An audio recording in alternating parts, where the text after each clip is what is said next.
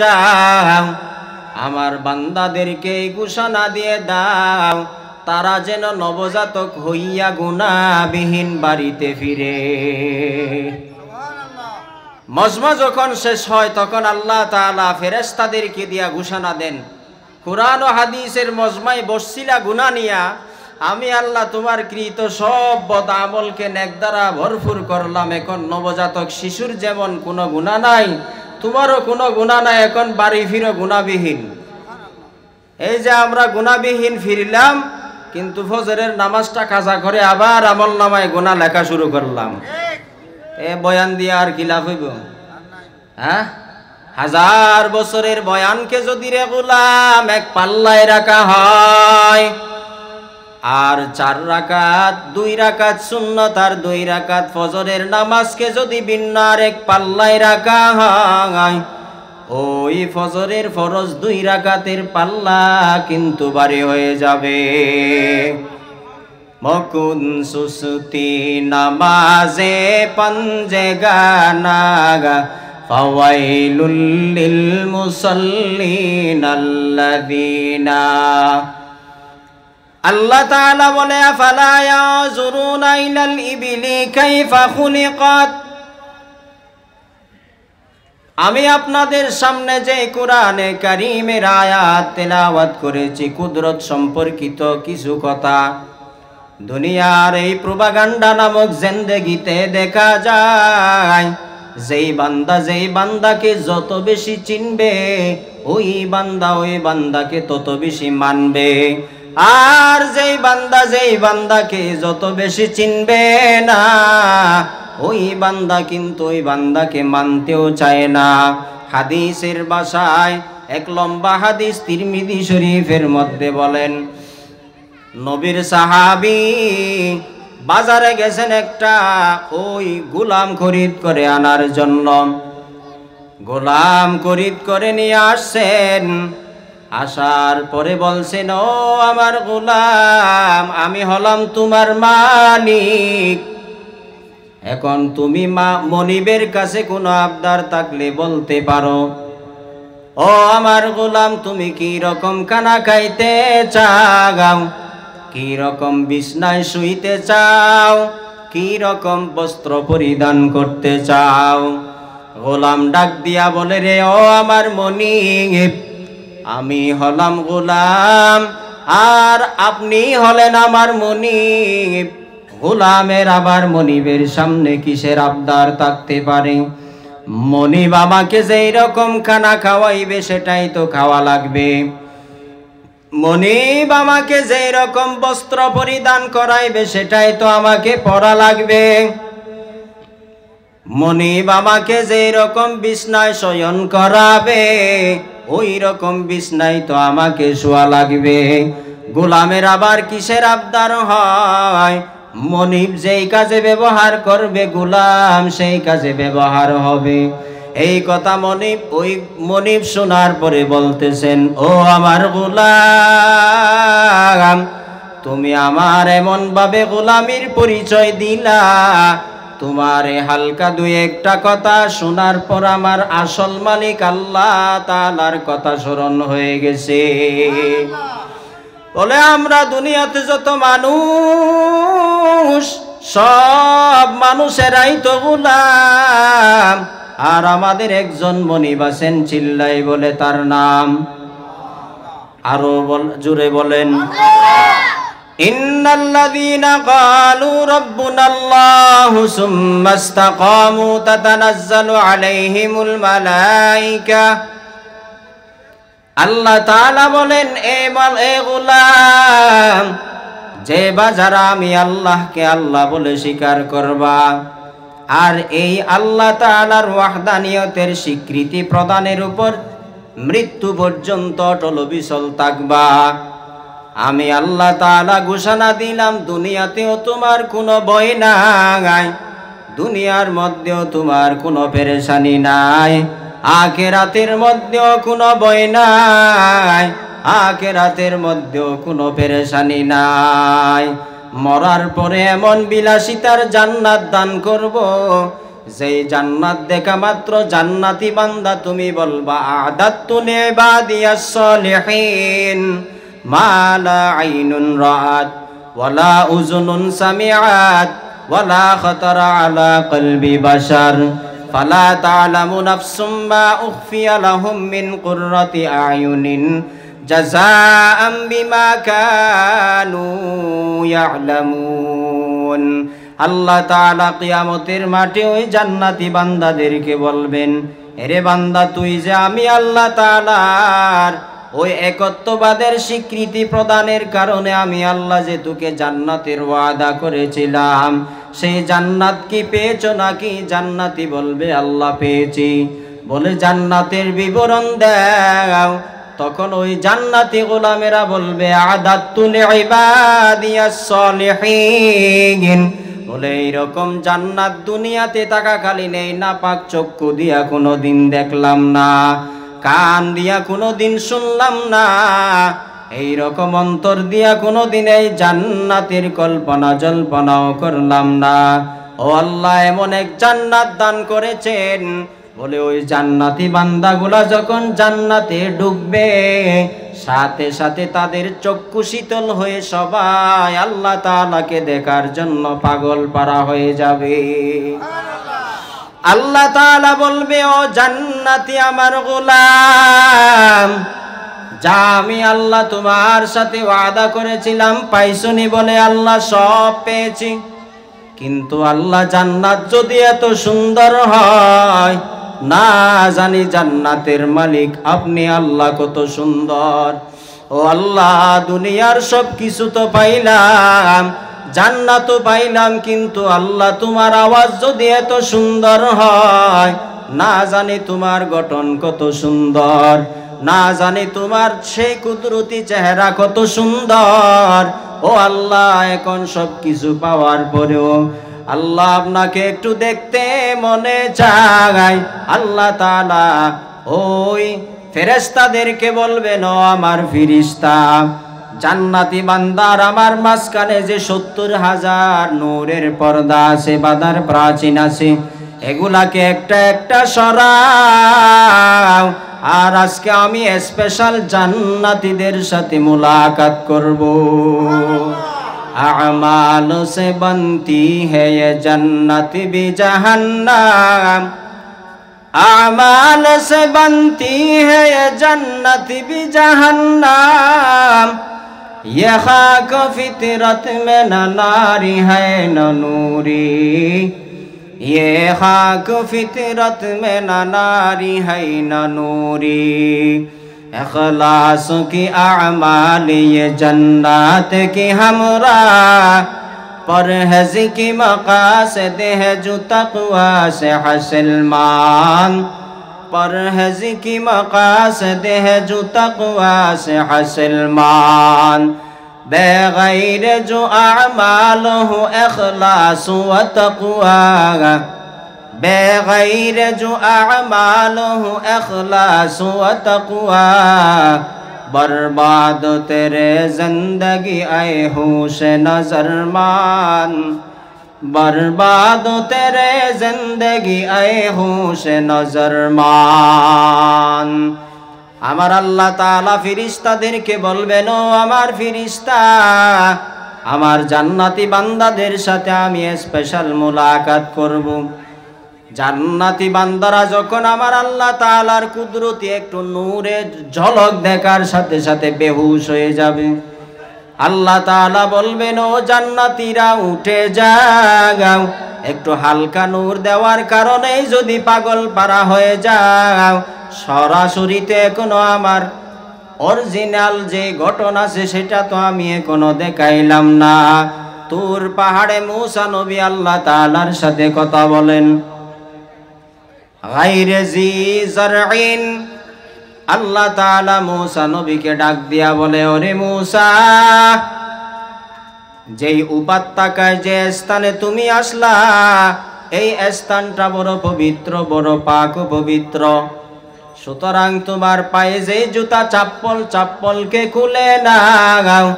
মূসা আলাইহিস সালাতু ওয়াস সালাম এই কথা আল্লাহ তাআলার কুদরতি একটু আওয়াজ পাওয়ার সাথে সাথে পাগল পারা হয়ে গেছে।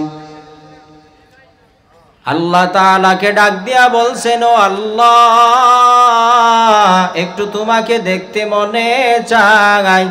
আল্লাহ তাআলা বলেন, না মুসা, আমারে দেখা যাবে না, কারণ এই দুনিয়ার প্রোপাগান্ডা নামক জীবন নাপাক চোখ দিয়া আমি আল্লাহ তাআলাকে দেখা যায় না। এটা আমি আল্লাহ তাআলাকে দেখার জন্য জান্নাতের চোখ লাগবে। বলে, না আল্লাহ, একটু আমাকে দেখা দিয়ে দাও। মুসা আলাইহিস সালাতু ওয়াস সালাম এরকম আল্লাহ তাআলাকে বলেন, ও আল্লাহ, আপনার আওয়াজের উপর আমি প্রেমিকার প্রেমাস্পদের মহাব্বতের বান্ধন গভীর হয়ে গেল। আপনার আওয়াজ যদি এত সুন্দর হয়, না জানি আপনার চেহারা কুদরতি কত সুন্দর। এই কথা বলার পর আল্লাহ তাআলা একটু হালকা নূর দেখার পরে মুসা আলাইহিস সালাম বেহুশ হয়ে গেছেন। মুসা নবী হুশে আসার পরে জিজ্ঞেস করেন, আরে মুসা, আমি আল্লাহকে দেখছনি? বলে, ও আল্লাহ দেখছি। বলে, এখন বর্ণনা দাও, আমি আল্লাহর রং কেমন, আমি আল্লাহর ঢং কেমন, আমি আল্লাহ তাআলার লম্বাই চৌড়া কতটুকু, একটু বর্ণনা দাও। মুসা নবী বলে, আল্লাহ, এই নাপাক জবান দিয়া যদি আপনার ওই বর্ণনা দিতে থাকি তাহলে পূর্ণাঙ্গ রূপে বর্ণনা কিন্তু হবে না। ও আল্লাহ, আপনাকে যে দেখলাম আপনি এত সুন্দর আর আপনার আওয়াজ এত সুন্দর, এটা দেখার জিনিস, কিন্তু ভাষা দিয়া বর্ণনা করার কোনো কায়দা নাই। হিচে কসে দর মুলকে উ আম্বাজনে ওলে উরা লহনে নে আওয়াজ নে।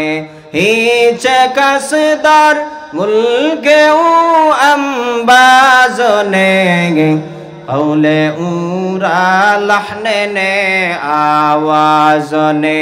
हर रंग में तू, हर बू में तू, हर जा में तू, हर दागम, हर रंग में तू, हर बू में तू, हर जा में तू, हर दाम। देखता हूँ जिधर चाहता हूँ आपकी रहम करम, देखता हूँ जिधर चाहता हूँ आपकी रहम करम।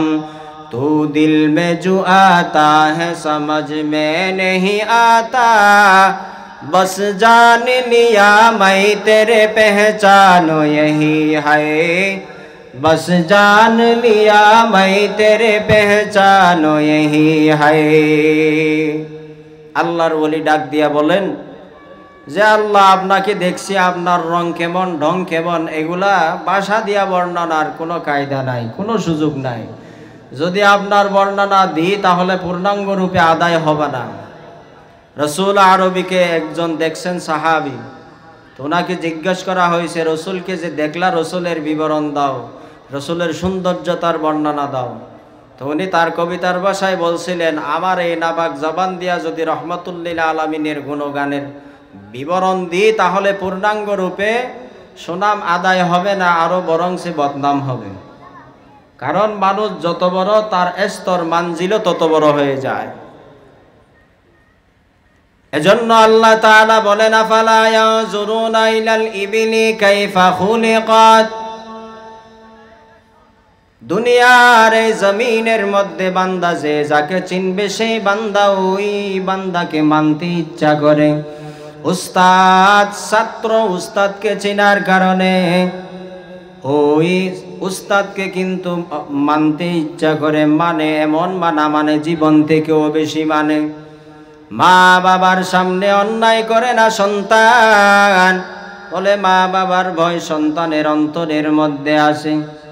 এরে আল্লাহর বান্দা নবীর উম্মত, যেই বান্দার অন্তরের মধ্যে জাহান্নামের আগুনের ভয় আর আমার আল্লাহর সামনে কিয়ামতের মাঠে দণ্ডায়মান হওয়ার ভয় যার অন্তরের মধ্যে থাকবে, ওই বান্দার জীবনে কোনোদিন গুনাহ প্রকাশ পাইতে পারে না। ওই আল্লাহ তাআলাকে একটু চিনা দরকার। আল্লাহ তাআলার পরিচয়টা নেওয়ার জন্য আল্লাহ তাআলা বলেন আল্লাযীনা ইয়াযকুরুনাল্লাহা কিয়ামান ওয়া কুউদান ওয়া আলা জুনুবিহিম ওয়া ইয়াতাফাক্কারুনা ফী খালকিস সামাওয়াতি ওয়াল আরদ রব্বানা মা খালাকতা হাযা বাতিলান সুবহানাক ফাকিনা আযাবান নার। ওই আল্লাহ তাআলাকে চিননি রে গোলাম, ওই আল্লাহ তাআলার পরিচয় নাও। যারা আমার আল্লাহর বড় আশিক, 24টা ঘন্টা সে আল্লাহ তাআলার প্রেমের সাগরে হাবুডুবু খায়। বলে ওই আল্লাহওয়ালাদের এক নাম্বার পরিচয় আল্লাযীনা ইয়াযকুরুনাল্লাহ, তাদের জিহ্বা আমার আল্লাহ তাআলার স্মরণ আর জিকিরের মাধ্যমে তরতাজা থাকবে। ওয়া ইয়াতাফাক্কারুনা ফী খালকিস সামাওয়াতি ওয়াল আরদ, ওই বান্দাগুলা আমার আল্লাহ তাআলার সৃষ্টির দিকে তাকায়া স্রষ্টার পরিচয় নিয়ে নিবে। আসমানের দিকে তাকিয়ে বলবে, ও আল্লাহ, এত বিশাল আসমান, কোনো কুটি নাই, মহাশূন্যের উপর আপনি দাঁড়ায় রাখছেন। এটা দুনিয়ার কোনো বৈজ্ঞানিকের কাছেও সম্ভব না, বড় ধরনের কোনো মেস্তরির কাছেও সম্ভব না, আপনি রব্বুল আলামিনের কাছে সম্ভব। রব্বানা মা খালাকতা হাযা বাতিলান সুবহানাক ফাকিনা আযাবান নার।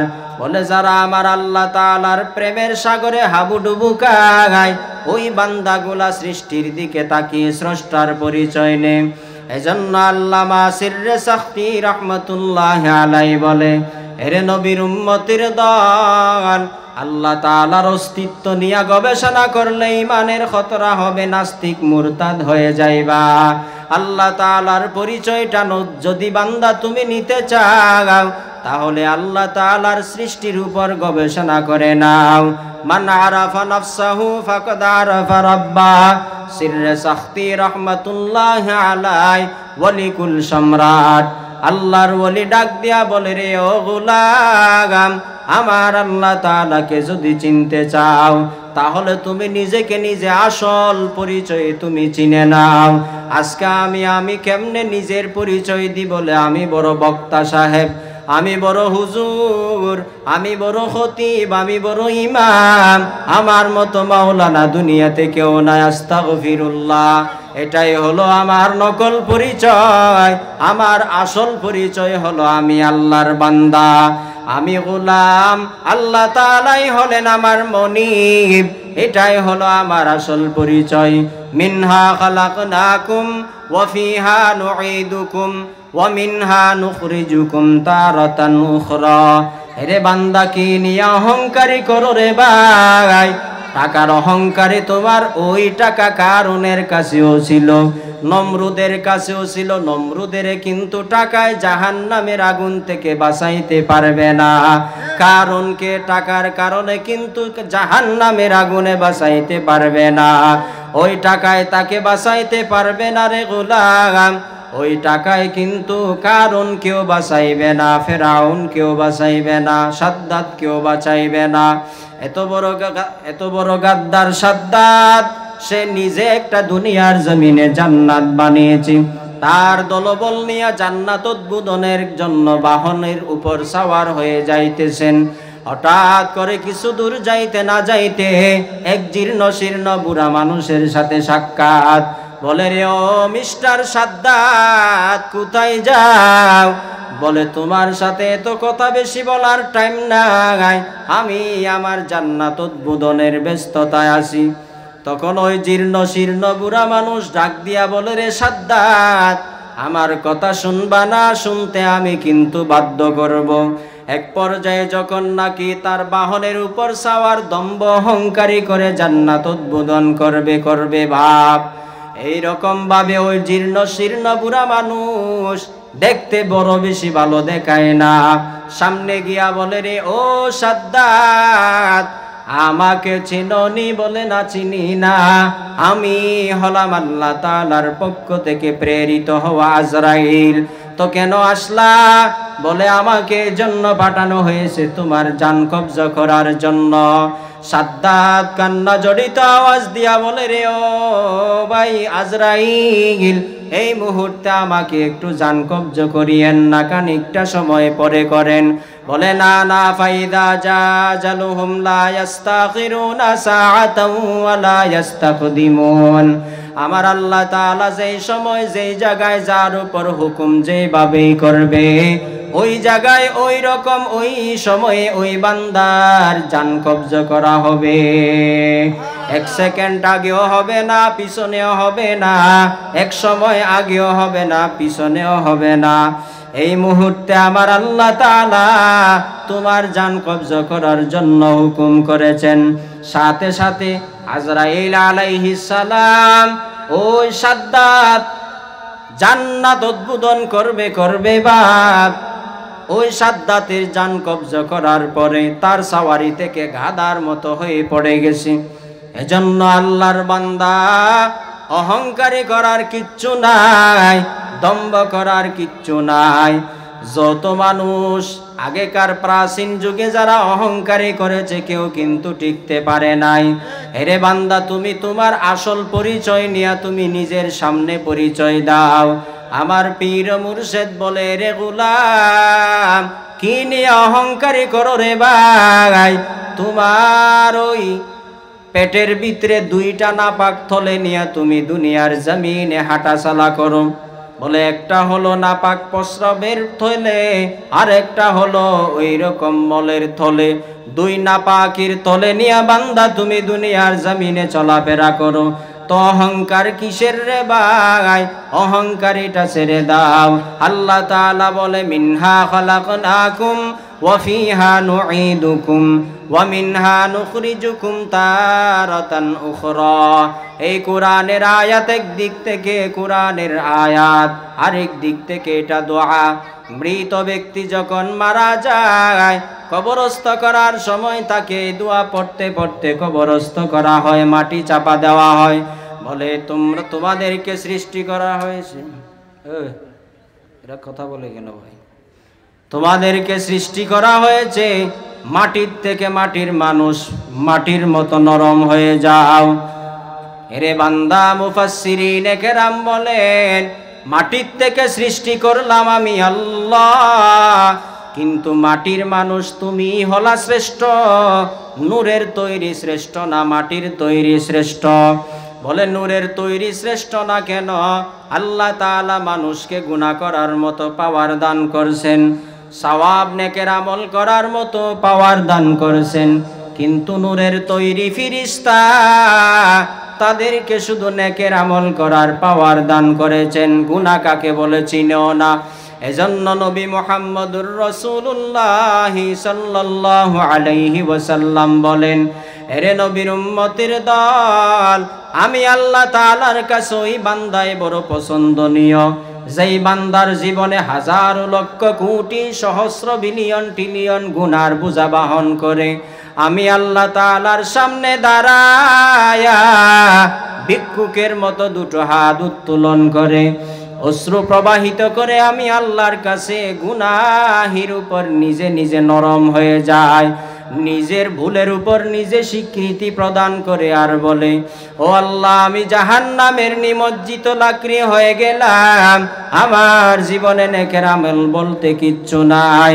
ও আল্লাহ, গফফার নামের উসিলায় তুমি আমাকে মাফ করে দাও। এই যে গুনাহ, নিজের গুনাহটা নিজে স্বীকার করবে আমার আল্লাহ তাআলার কাছে, ওই বান্দাই হলো সবচাইতে বড় পছন্দনীয়। हर घड़ी देने को तू तैयार है, जो न मांगे उससे तू बेजार है। हर घड़ी देने को तू तैयार है, जो न मांगे उससे तू बेजार है। जिंदगी में बंदगी तू करना है, जिंदगी में बंदगी तू करना है, जिंदगी बे बंदगी शर्मिंदा है, जिंदगी बे बंदगी शर्मिंदा है। आयते हम कुछ ना कुछ खरीदने को, आयते हम कुछ ना कुछ खरीदने को, जैसे हूँ रोशन मेरे क़ल्बो रहो, वरना कोई चारा तो जहाँ मैंने है, वरना कोई चारा तो जहाँ मैंने है। जिंदगी में बंदगी तो करना है, जिंदगी में बंदगी शर्मिंदा है, जिंदगी में बंदगी शर्मिंदा है। दुनिया में हो दुनिया का तलबगार न हो, दुनिया में हो दुनिया का तलबगार न हो, बाजार से गुजरे खरीदार न हो। ए दुनिया एक मिसल कागज पोल है, ए दुनिया एक मिसल कागज पोल है। जिंदगी बे बंदगी शर्मिंदगी, जिंदगी बे बंदगी में शर्मिंदगी। अल्लाह ताला बोलेन अफला यंजुरुना इलाल इबिली कैफा खुलिकात। মক্কার কাফেরদেরকে আল্লাহ তাআলা সম্বোধন করে বলেন, ও মক্কার কাফের, যারা আমার রহমাতুল লিল আলামিনের বিশুদ্ধগার করো রে ভাই। আল্লাহ তাআলা ওই সমস্ত মানুষকে ঘোষণা দিয়ে বলেন, ও মক্কার কাফের, যারা আমার রহমাতুল লিল আলামিনের কালিমা পড়ো না, আমার রহমাতুল লিল আলামিনের আদর্শের মালাটা গলায় লাগাও না, তাদেরকে শুনে নাও। তাদেরকে বলা হচ্ছে আফালা ইয়াজুরুনা ইলাল ইবিলি কাইফা খুলিকাত। তোমরা কি দেখো না কত সুন্দর এক অবয়ব আকৃতি দ্বারা আমি আল্লাহ উট বানাইলাম। কি বানাইলাম? বলো উটের কথা কেন বলছেন আল্লাহ তাআলা? মক্কার কাফেরদের ঈমানের সাথে উটের কথা স্মরণ করায় দিয়ে উট নামক সৃষ্টির দিকে আল্লাহ তাআলা স্মরণ করিয়ে দিয়ে আল্লাহ নিজের পরিচয় দান করে। কেন? এখন এনে বাহনের ব্যবস্থা, তদানীন্তন যুগে তো আর বাহনের ব্যবস্থা ছিল না। ছিল? তারা চলার পথে ব্যবহার করত কি? উট নামক জন্তুটাকে। চাটিয়াল ময়দান, মরুভূমি, ধুধুময় স্থান, এক প্রান্ত থেকে অপর প্রান্ত যত দূর যাওয়া লাগে উট তারা ব্যবহার করত। এজন্য উটের দৃষ্টান্ত দিয়া, উট নামক মাখলুককে দিয়া আল্লাহ তাআলা নিজের কুদরতকে মক্কার কাফের মুশরিক ইহুদি যারা আল্লাহ রসুলের সাথে বিরুদ্ধাচার করে, বিরোধিতা করে, তাদেরকে ঈমানের দাওয়াত দিতেছেন। আফালা ইয়ানজুরুনা ইলাল ইবিলি কাইফা খুলিকাত। এরে মক্কার কাফেরারা, তোমরা কি উটের দিকে তাকাও না? ওই উট কত সুন্দর শক্তিশালী করে আমি আল্লাহ তাআলা বানাইলাম। উটের মতো সুন্দর দুনিয়াতে কেউ নাই। ওই উটের গোশতের মধ্যে আমি আল্লাহ তাআলা বড় মজা দান করলাম, চেহারার মধ্যে বড় সৌন্দর্যতা দান করলাম। এত বিশাল উট তোমাকে বুঝাই বাহন করে কত দূর দূরান্ত থেকে সফর করে করে যায়। মক্কার জমিন, চাটিয়াল ময়দান, মুরু এলাকা বহু দূর থেকে দূর দূরান্ত সফর করে। একটা বারের জন্য তোমারও কৃতজ্ঞ হয় নাই। উট কিন্তু চাইলে বলতে পারতো, আমার মনিব আমি তোমার চাইতে বড় শক্তিশালী, সুতরাং আজকে থেকে আমি তোমার সেই বোঝাই বহন করতে পারবো না, তুমি আজকে থেকে আমার